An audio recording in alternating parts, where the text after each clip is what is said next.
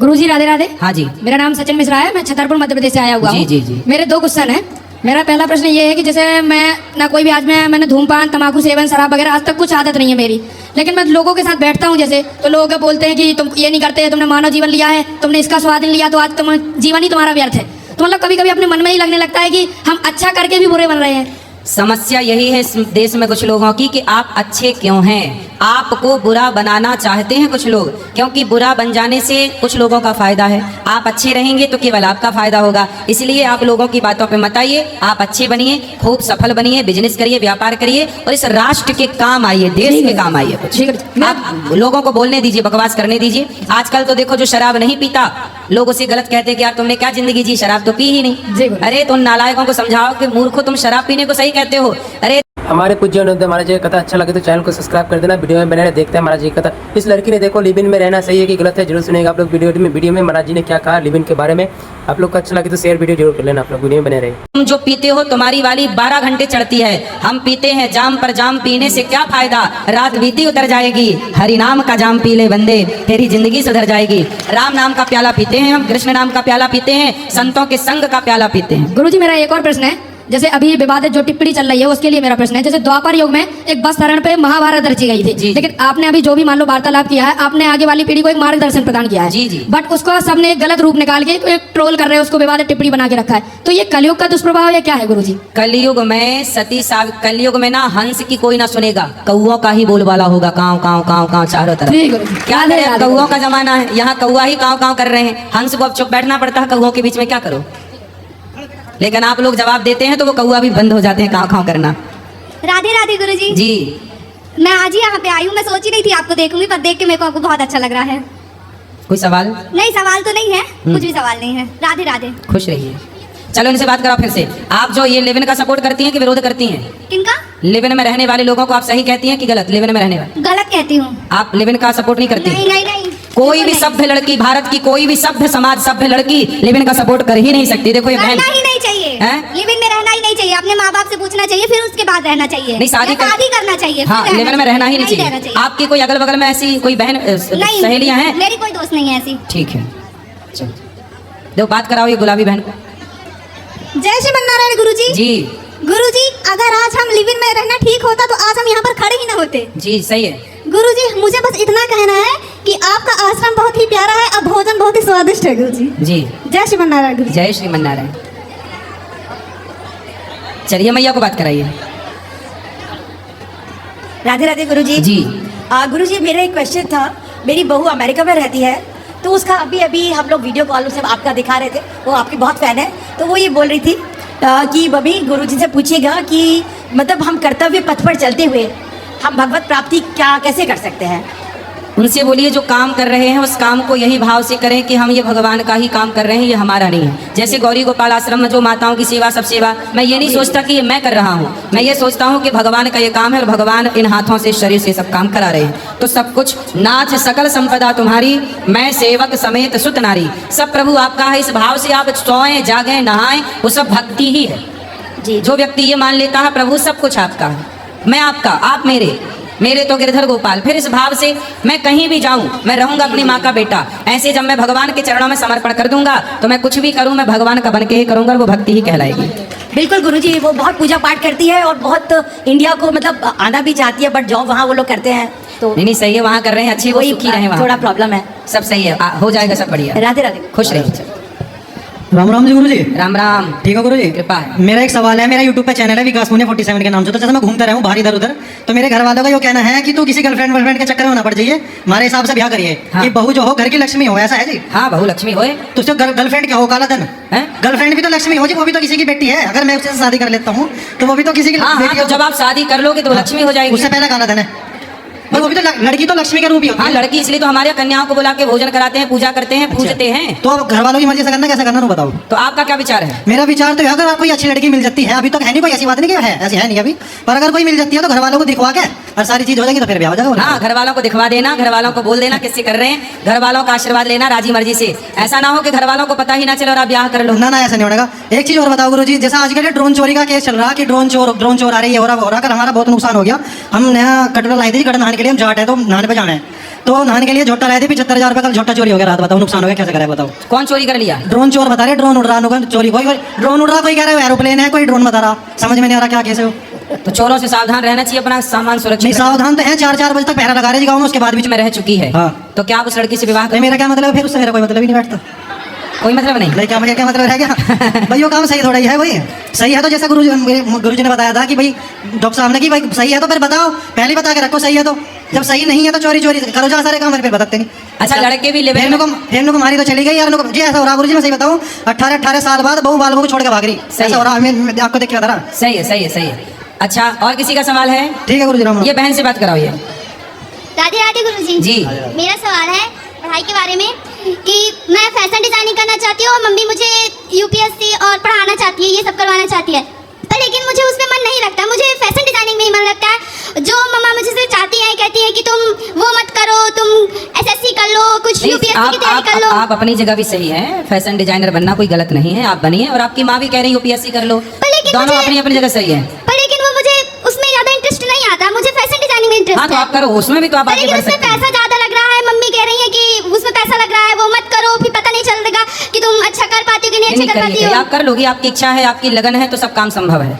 अच्छा ये बताओ, आपकी पढ़ाई हो गई पूरी? हाँ मेरा इंटर फाइनल हुआ है इस बार, तो अब मुझे बाहर जाना है, तो सब लोग मतलब मेरी दीदी भी मुझे सपोर्ट करेगी, तुम्हें फैशन डिजाइन करना चाहिए, क्योंकि मुझे बहुत अच्छा लगता है ये सब करना, मैं कुछ भी बनाती हूँ बहुत अच्छा लगता है, लोगों को भी बहुत अच्छा लगता है। अभी जितनी भी शादी हुई है मेरे घर पे, मैंने खुद अपनी ड्रेस बनाकर उसको पहन के तैयार किया है, तो सब लोग ने तारीफ की। अच्छा मुझे एक सवाल पूछना है आपसे, और आप जैसी हर बहन से मुझे एक सवाल पूछना है, जिसको उत्तर देना है वो बताएं, मैं सबसे पूछूंगा। बताइए आप अपने, जब आप बड़ी हो जाएंगी विवाह करने के योग, तो बताइए आप जो पति चाहेंगी, लड़का पति के रूप में, वो लिव-इन में रहने वाला चाहेंगी कि लिव-इन में रहने वाला नहीं चाहेंगी? लिव-इन में रहने वाला नहीं चाहिए।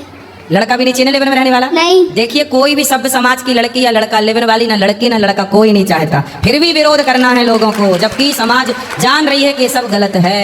ठीक है, और किसका सवाल है? हाँ इनको भी बात करा, ये मैं ये बात कराओ, कल भी होगी प्रश्नोत्तरी। राधे राधे गुरुजी। जी जी आपके चरणों में मेरा कोटि कोटि प्रणाम। जी महाराज जी मैं गुजरात से आई हूँ, और मेरी बेटी है जो एमबीबीएस डॉक्टर की पढ़ाई कर चुकी जी। है और आगे के लिए भी तैयारी कर रही है। जी। अभी लास्ट संडे उसने नीट का एग्जाम दे दिया, लेकिन उसके 1 हफ्ते की छुट्टियां थी, तो उसको बोला बेटा आपको कहाँ जाना है बोलो, तो वो बोली मुझे ब्रजभूमि ही जाना है। वाह। लेकिन गुरुजी वो बहुत ही धार्मिक है, और उसके क्या लॉकडाउन में जब उसका ऑनलाइन पढ़ाई हो रहा था, तो वो पूरे 1 साल घर पर रह के पढ़ाई किया था, तभी उसने गीता जी का पूरा पठन किया, रोज गीता जी हमको भी सुनाती थी। अब वो क्या सोच रही है, जैसे कि सीता मैया का लक्ष्मण जी पाँव देखते थे, मुंह भी नहीं दिखते थे, तो ऐसा होना चाहिए, और वो अपने जीवन के लिए ऐसा ही कोई लड़का ढूंढ रही है कि वो कहीं उधर उधर नजर भी नहीं लगाए, जैसे सीता मैया को कैसे रिस्पेक्ट से देखते थे लक्ष्मण जी, मान सम्मान पूर्वक, वो चरणों में ही देख के बातें किया करते थे। मतलब अच्छा लड़का चाहिए जो चरित्रवान हो। हाँ सही, हर लड़की यही चाहेगी ना कि मेरा पति चरित्रवान हो, और हर पति यही चाहेगा कि मेरी पत्नी चरित्रवान हो। गुरुजी इस कलयुग में तो ये इतना सारा तो कैसे संभव है? होगा मेरी माँ, लोग जो विरोध कर रहे हैं मेरा, यदि वही लोग मेरी बात मान करके अपने समाज को ठीक करने लग जाएं, तो ऐसी लड़की ऐसे लड़के मिलने लग जाएंगे समाज में। राधे राधे गुरुजी। हाँ हाँ बेटा इस तरफ भी जाना, हाँ बात कराओ, फिर यहाँ जाना जरा सा, बोलो। हाँ बेटा हाँ बोलो बोलो। हेलो हेलो राधे राधे गुरुजी। जी मैं बहुत दिन से आपको अपनी एक गीत सुना, मैं यूपी की हूँ वैसे तो, बोलो बोलो। और मैं आपको एक गीत सुनाना चाहती हूँ बोलो। जो आप गाते भी हो। हारा हूँ बाबा पर तुझ पे भरोसा है, जीतूंगा एक दिन मेरा दिल ये कहता है, मेरी माँ जी बन जाओ, मेरी नाव चला जाओ, मेरी माँ जी बन जाओ, मेरी नाव चला जाओ, बेटे को बाबा शाम तुम गले लगा जाओ, हारा हूँ बाबा पर तुझ पे भरोसा है, जीतूंगा एक दिन मेरा दिल ये कहता वाह है। बहुत सुंदर। यहाँ लिया बेटा माइक, अब यहाँ ले आना, फिर बाकी प्रश्नोत्तरी कल भी होगी, ये बात कराओ जी। मेरे कम से कम 12 क्वेश्चंस हैं, उसमें से पहला क्वेश्चन है कि बोला जाता है कि सबसे पहले जो वैष्णव थे वो भगवान शिव जी थे, तो वैष्णवा नाम यथा शंभु। हाँ, तो मेरा उससे क्वेश्चन है कि बोला जाता है कि वैष्णव में तुलसी धारण करना अनिवार्य होता है, एंड राधा वल्लभ जी का जो पहले जो सेवा करते थे भगवान शिव जी और पार्वती करते थे, तो उन्हें तुलसी का स्पर्श उस समय कैसे किया एंड पूजा कैसे की? शंकर जी को भी ना तुलसी की मंजरी चढ़ती है, मंजरी जो है ना ऊपर, वह शिव जी को चढ़ती है। और भगवान नारायण का प्रसाद तुलसी का शिव जी भी ग्रहण करते हैं। तुलसी युक्त भोग जो भगवान श्रीमन नारायण को लग चुका है, जैसे हम लोग मंदिर में जाते हैं तो हमें तुलसी मिलती है ना प्रसाद के साथ, तो हम तुलसी ग्रहण करते हैं। उसी तरह भगवान शंकर को भी भगवान श्रीमन नारायण को भोग लग जाने के बाद जो प्रसादी बचती है, वो प्रसादी सबसे पहले भगवान शिव ही ग्रहण करते हैं। ओके, मेरा दूसरा क्वेश्चन है, जैसे गुरुजी मैं रहती हूँ बैंगलोर में, तो उधर क्या है ना कि ज़्यादा मांस बढ़ते हैं एंड तो हमारे यहाँ बोला जाता है कि मांस को देखना भी पाप होता है एक तरह से। तो क्या होता है ना कि हम लोग देखते तो नहीं है, लेकिन वो बनाते हैं हमारे सामने एंड उसे स्मेल आती है, तो वो तो एक मांस से स्मेल आ रही, तो वो भी एक पाप है? नहीं, पाप नहीं है, पर आपको मांस जहाँ बनता है वहाँ क्यों जाना रहता है? नहीं, जैसे मेरा आर्ट क्लास होता है या कराटे क्लास होता है ना, तो उसके बगल में ना बहुत सारी शॉप्स होती है नॉनवेज की। अच्छा अच्छा, कोई बात नहीं, आप अपना काम करते रहिए, वो अपना काम कर रहे हैं। ठीक, गुरुजी। बुराइयों के बीच में कीचड़ में जैसे कमल रहता है, वैसे हर बुराई के बीच में हमें अच्छा बन के रहना चाहिए। ओके गुरुजी, मेरा तीसरा प्रश्न है कि जैसे हमारे यहाँ बोला जाता है 48 लाख योनियाँ होती है ना, तो उसमें एक जेली फिश भी आती होगी, आपने सुना ही होगा। तो वो ऐसा जानवर है कि वो मर नहीं सकता एंड उस एक मछली, वो एक फाइंड भी हुई थी राम जी के युग से भी बहुत पुरानी, वो 500 मिलियन ईयर्स हो गए हैं, वो अभी भी जिंदा है। तो अगर हम लोग वो बनते हैं जेली फिश एंड हम लोग वैसे ही रह जाते हैं, तो हमारा तो युग तो फिर बढ़ेगा ही नहीं, हम लोग तो वापस से मनुष्य गाय में ये सब तो परिवर्तन होंगे ही नहीं। एंड ये बहुत डीप सी में पाई जाती है, जहाँ लोगों का भी जाना थोड़ा मुश्किल हो जाता है। हाँ, तो वो समुद्र के अंदर है ना। हाँ, लेकिन जब तक उसे कोई मारेगा नहीं, वो मरेगी ही नहीं। नहीं तो क्यों मारना है? नहीं मरेगी नहीं, लेकिन अगर जैसे कोई पाप करता है फिर उसे बनना पड़ता है योनिया, एंड वो उसी 84 लाख योनियों में तो अटक ही जाता है एक तरह से, तो वो तो एक तरह से फंस गया, ना वो मनुष्य बन पाएगा ना वो पुण्य कोई कर बात पाएगा। नहीं, होते कुछ जीवों की उम्र बहुत होती है, जैसे पीपल की उम्र भी हजारों साल होती है। हाँ। बहुत सारे वृक्ष हैं जो हजारों हजारों साल की उम्र लेके आते हैं। तो होती है, किसी की उम्र 1 लाख साल की होती है, किसी की 1000 साल की उम्र है, किसी की 100 साल की उम्र है, किसी की 10 साल की उम्र है। तो वो गुरुजी अपनी अपनी उम्र में भोग रहे हैं, ठीक है। गुरुजी मेरा एक और एक प्रश्न है, मैं अपने स्कूल में रहती हूँ, तो मेरी एक दोस्त है, वो क्रिश्चियन है, तो वो बीफ खाती है। तो क्या है ना कि जैसे मैं अपने दोस्तों के साथ बात करती हूँ तो वो मुझे कहती है मैं बीफ खाती हूँ, तो थोड़ा गुस्सा आता है। आप कहते हैं कि गुस्सा नहीं करना चाहिए, तो मैं क्या करूँ? वो बोलती है कि मैं अपनी नानी के घर जाती हूँ तो वो मुझे देती है, मैं खाती हूँ, हमें अच्छा लगता है। तो मुझे लगता है ना कि वो मेरे सामने ही ज़्यादा बोलती है, ऐसा है? हाँ, वो क्योंकि हम लोग गाय को माता के नाम से जानते हैं, गाय की सेवा पूजा करते हैं। तो कुछ लोग हिंदुओं के अपमान के लिए बीफ का नाम लेते हैं, क्योंकि वो ये बताना चाहते हैं कि देखो तुम तो पूजा करते हो, हम तो खाते हैं गौमांस। हाँ, एंड कोई बात नहीं, लेकिन आज समाज में इस बुराई को कैसे रोका जाए बड़ा कठिन है, इसलिए हम सब गाय की सेवा करें। देखिए हमारा सनातन कितना अच्छा है, हमारी संस्कृति कितनी अच्छी है कि हम शाकाहार करके अपना पेट भरते हैं और अपने स्वाद और अपने पेट के लिए किसी भी जीव की हत्या नहीं करते। पूरी दुनिया में बेटा बीफ लोग खाते हैं, फैशन बन चुका है। बीफ मतलब गौमांस लोग खाते हैं धड़ल्ले से। तो क्या बताएं, ये बहुत दुखद तो है, लेकिन अब कैसे इतनी बड़ी जनता को समझाएं। एक और क्वेश्चन है, जैसे आप बोलते हैं कि तुलसी को हम लोग को घी में डाल देना चाहिए एंड बाद में क्या होता है कि उसको हम लोग डाल तो देते हैं, यूज़ भी कर लेते हैं, लेकिन जो बाद में जो घी बचता है उसका हमें क्या करना चाहिए? वो घी यूज कर सकते हैं किसी भी चीज़ में, तुलसी में डालने के बाद वो गलत अशुद्ध तो होगा नहीं, अशुद्ध। रोटी में चुपड़ के खा सकते हैं, उसको मेरे- यूज कर सकते हैं।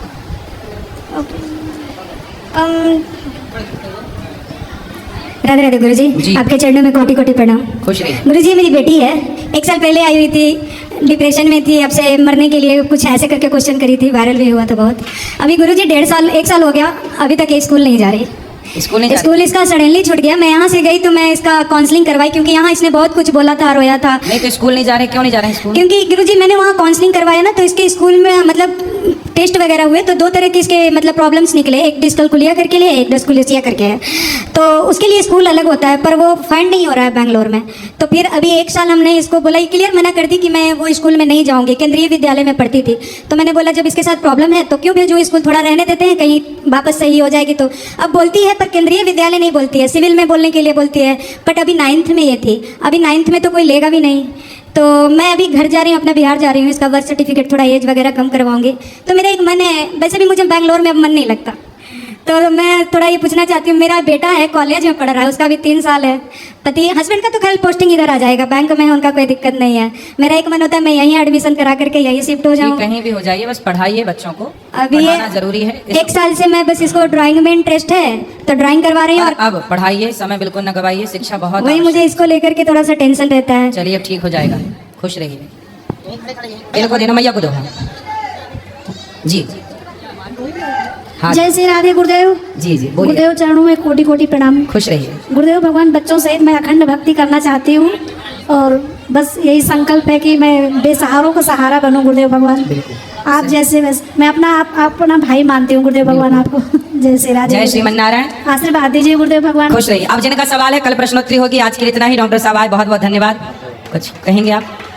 बस मैं लास्ट में यही कहना चाहूँगा कि हर व्यक्ति अपनी जिम्मेदारी खुद ले ले, क्योंकि आयुर्वेद का एक सूत्र है, धर्मार्थ काम मोक्षाणाम आरोग्यम मूल उत्तमम। मतलब धर्म, अर्थ, काम और मोक्ष, ये 4 पुरुषार्थ है जिसको प्राप्त करने के लिए मानव जीवन मिला। लेकिन जीवन आरोग्य में होगा तभी ये मिलेंगे। बिल्कुल। तो सबको स्वस्थ रहना है।